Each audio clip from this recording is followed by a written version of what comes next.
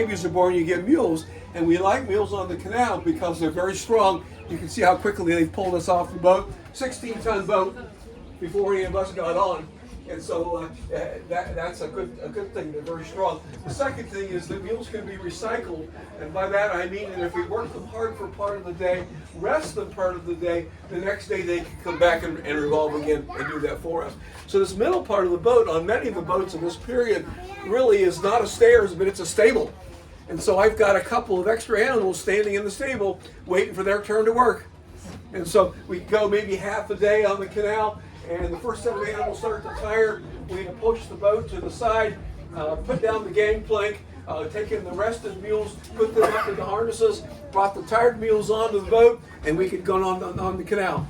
So what happens is I tell kids on the boat, after you bring your tired mules onto the boat, I give them something to eat. You know what mules do when you give them something to eat?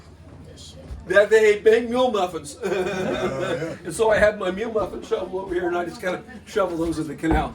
Very common technique for canal workers to have a double set of animals to be able to help them get through the day.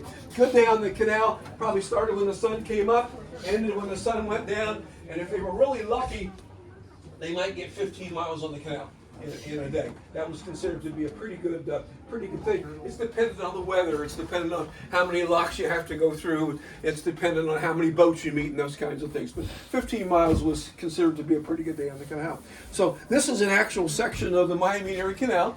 This section lay dormant from about 1913 until 1969 when the state bought the property. And we start to do some renovation work, one of which was to clean up the canal and make it usable again for us. We've had a canal boat here on this part of the canal since about 1970, and this is actually our second boat, which we've had since 2001. And so we're thankful to have that one. And this boat has a secret. It looks very old, and we've won an award for authenticity. But this boat has aluminum base. And so if you're a taxpayer in the state of Ohio, you're probably going to extend the life of this boat a little bit by having aluminum base, because we only have a bubbler in our boathouse for that. So this part of the canal opens up for general service July 4th of 1837. What's happened in Ohio is that we started canal building in 1825, and we started in Middletown, Ohio, and built down to the Ohio River. It takes about 2 years to get the canal down to the Ohio River. Then the workers turn around and come back from Middletown and come north. It takes 2 more years to get the canal opened up to Dayton. That happens by 1829. And then we have 63 miles of the canal open and operating. If you think about what's going on in Ohio at that point, that's one of the places where Ohio has settlement. Because remember, Kentucky is an older state than Ohio.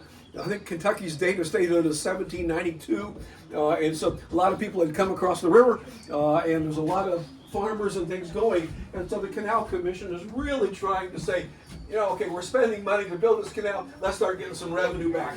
And so we're starting to think about revenue.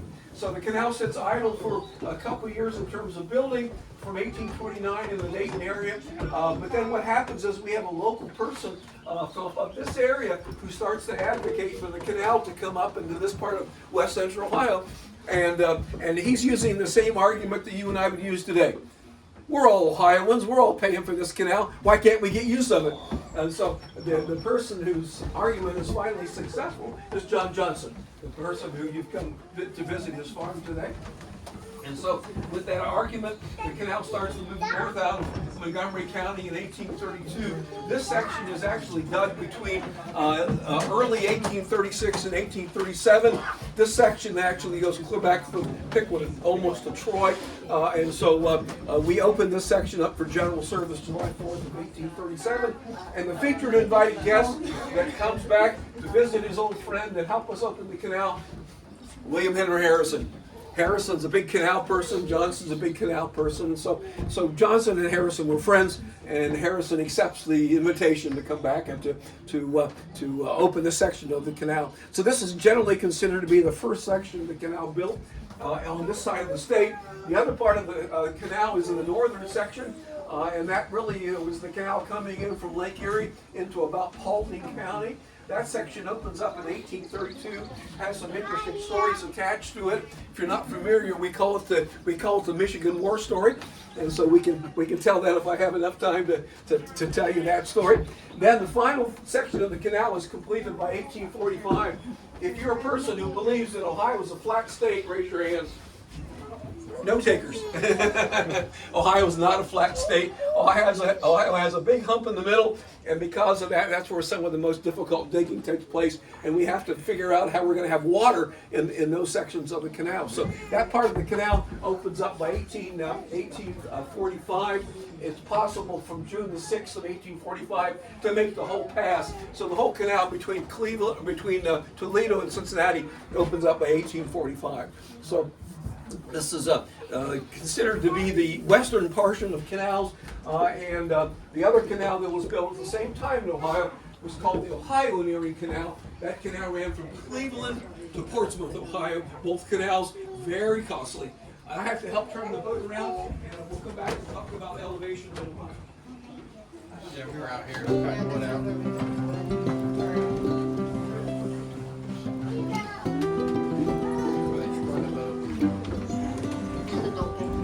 No, the other farms, the donkeys. There's some mules. Mules are up here. Look, there's the entrance for the boat.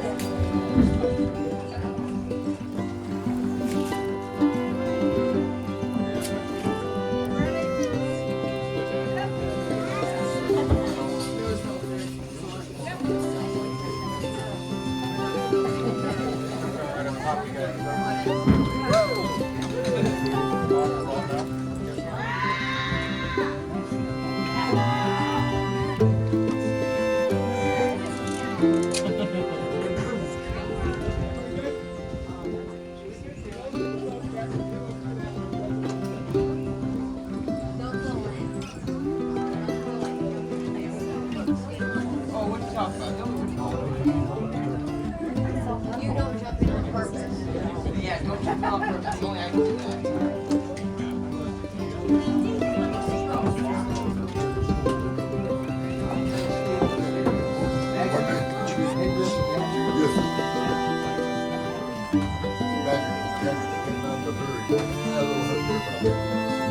That tastes pretty good too. That's me, most of them.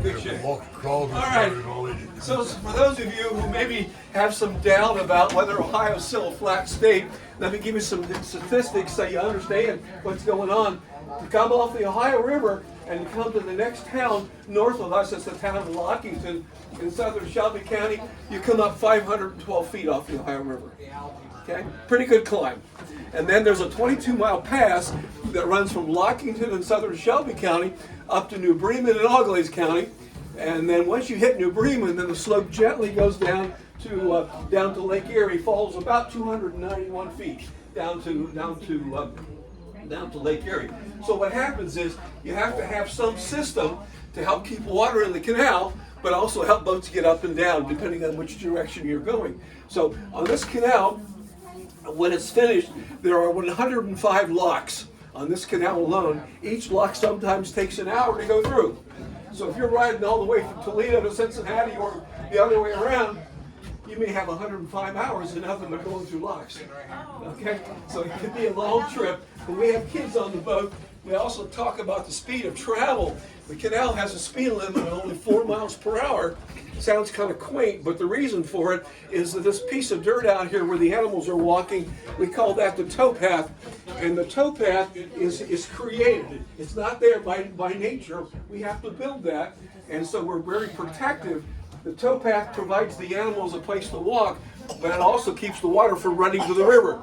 You can't see it, but I can see it about 15 feet on the other side of the towpath is the Great Miami River. And so if we didn't have a towpath there, the water would all go that way and we'd be sitting in the mud.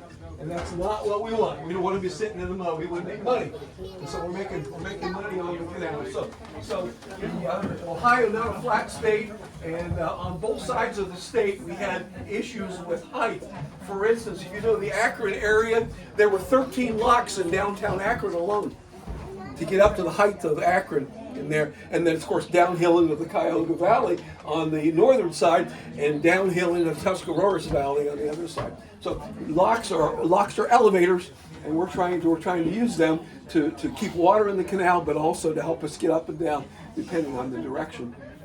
Let me give you a couple ideas about how powerful the canal is so you can appreciate it. We call this Ohio's first superhighway. If you think about it, when you're on the interstate and you see an interstate truck, you see a truck on the interstate, they're doing the same thing we're doing on the canal. They're hauling people and they're hauling things. And this is the way that Ohio really starts to have improved transportation, because rivers didn't help us much, pretty shallow, and the roads in Ohio early on were dirt, and so consequently transportation was very poor. And so canals are the way that we start to have improved transportation in Ohio. Let me give you a couple ideas of what happens when the canal opens up finally. My hometown is Piqua, and of course the site here has a Piqua address. The town of Piqua, in the 10 years after the opening of the canal, the town of Piqua alone imports 1 million pounds of nails. We're building houses and churches and businesses. It's a growth time for this kind of area. Give you another example of what's going on. One of the purposes of the canal is to haul things, not people. And so we know that Ohio is going to ship a lot of things, mostly wheat and corn, out of this area. By the way, it's easier to ship corn whiskey than it is corn. So we ship some corn whiskey on occasion. But we ship an awful lot of stuff out of this region. Anybody know the town of Milan, Ohio, the home of Thomas Alva Edison, north central Ohio? Milan had a little canal that came off of Lake Erie and came into Milan. For 4 years in the 1840s, the town of Milan, Ohio was the second largest shipper of grain of any port in the world. The only port that was larger and shipped more grain was Odessa, Russia. So a lot of grain coming out of Ohio going to places. No small surprise that some of the banks that helped fund the canal came from London, England. And you ask the question, okay, now what's with that? Why would somebody from England care about what's going on in West Central Ohio? The reason is profit.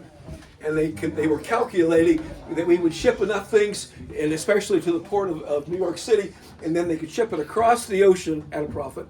And so they did that. And so this area shipped a lot of grain and those kind of things out. Give you an example of what happens if a farmer in this part of area of Ohio, 1840, turned his wheat into flour. A barrel of flour, and I have a barrel sitting here on the deck, a barrel of flour in this part of Ohio, 1840, worth about $1.25 a barrel. The farmer's basically breaking even, maybe not even breaking even. But the same barrel of flour, if it gets shipped out of here and gets to a place where people are paying more money for it, the same barrel of flour that's selling for $1.25 in Piqua is now worth $8 to $10 a barrel. So profit is obviously a motive, and so we get a chance to see what's going on with that. So it's a great story for early Ohio, and canals do their job until the railroads start to come in. Railroads started to come into Ohio, this part of Ohio, in the middle 1840s. I usually tell adults on the boat, think about what you learned in high school history had you been paying attention. You're talking about the Civil War period. How often during the Civil War did you talk about canal boats? And how often did you talk about railroads? It's almost all railroads.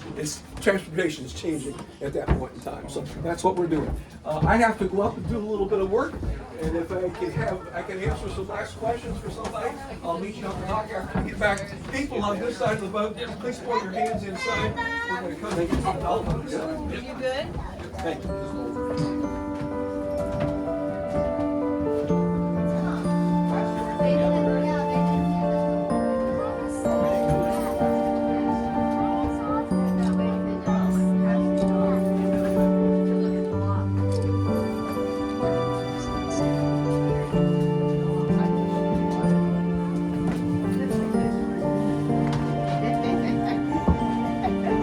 It's clear water. It's good water.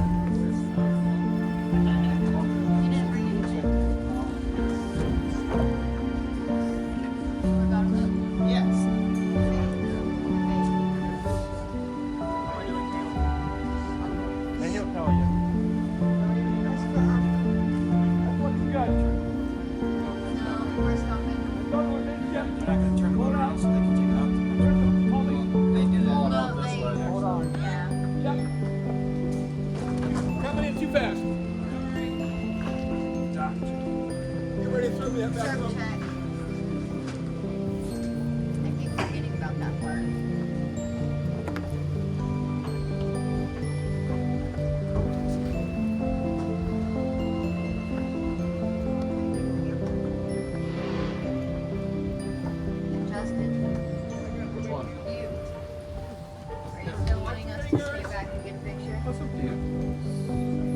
It was your idea. No, you're good. You're good. I about ate the bucket. It's all good. Flour in there. I about ate it.